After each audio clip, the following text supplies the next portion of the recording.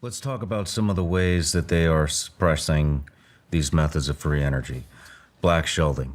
Yep, easy. I know guys who have had this happen where they pick it up, they'll get a buyout. Oh, here's $50 million. There's Lieutenant Colonel Bearden had a man who had one of these devices back years ago, and the guy didn't have a pot to pee in, and he was very, sort of this inventor, bootstrapping it. Thing was real. It was a real free energy device. And next thing you know, is he's driving around in a Lamborghini and wearing Armani suits. Well, he got basically paid, but he said, yeah, I can't talk about that. It was bought. It was put on the black shelf of a corporation. There it sits. So with enough money, you can pretty much buy out. What's your number? In other words, because if you're protecting a $900 trillion asset base, what is $50 million? Nothing, right? So, and I know many people have had this happen. So that black shelving goes on all the time. The other, of course, and then you get into more nefarious activities. National security orders. Yep, NSOs. We have one in the film. It shows the patent office slapping a national security on a patent application of an inventor I know, whose lab I have been in. Patent seizures, financial entanglements, yep, legal entanglements, credible threats, scientific fraud. What do you mean by scientific fraud? Well, this is where they will deliberately take a device and cause it to be altered so it doesn't work, but they trick people to get money out of them. So in other words, I've actually been a victim of a couple of these. Very clever. But it's basically where you try to siphon off the resources. There's a big venture capital guy I know. He was almost taken last year for $150 million by a group that was going to put it into a fraudulent effort.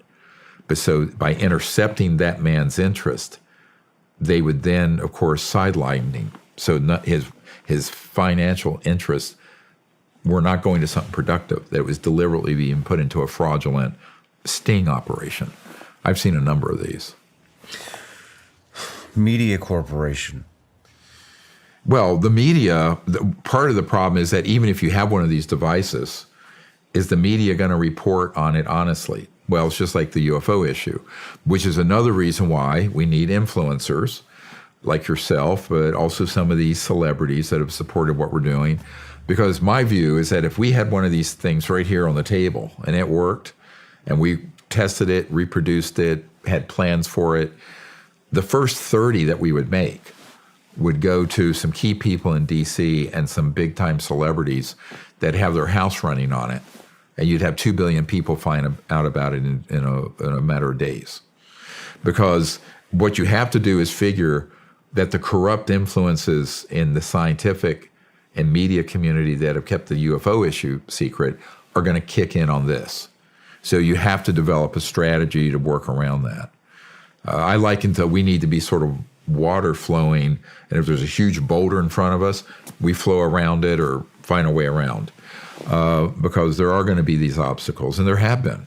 And that's one of the big problems. If the media had done its job on all these issues, notwithstanding their lip service to the environment and climate change, if they had done their investigatory job as the fourth estate and a free press, I wouldn't have had to leave my medical career. So the biggest liability here is with the media. Wet works. Well, that's just a term used at the agency for assassinations and targeted killings. It's just a slang, but wet comes from blood, obviously. But yeah, a number of people, one in particular I worked with very closely, was killed. And I think others have been over the years, because they didn't do anything rational. Here's how I'll be honest with you. If you have this kind of information, you're sort of holding a hand grenade in your hand that the pin's been pulled. If it's a legitimate system, because there are all these corrupt interests that'll do everything in their power to keep it from going from your lab out to the public.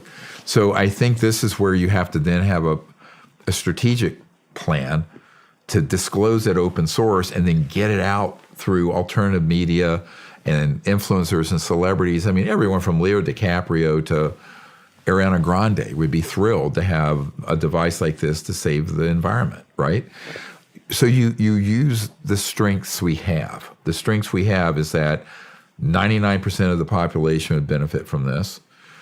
Most of the people who are highly influential, artists and celebrities, would love to see it. And even the corrupt politicians, once the public demand it, they'll have to do it. They'll have to say, yeah, thank you for your donation, ExxonMobil, but we're still going to have to support this. So a lot of this comes down to the public we the people, stepping in on this. I think it's a huge mistake to think that the government of the United States or a big corporation is going to do this. Yeah. The history shows they will not. Yeah. That's for damn sure.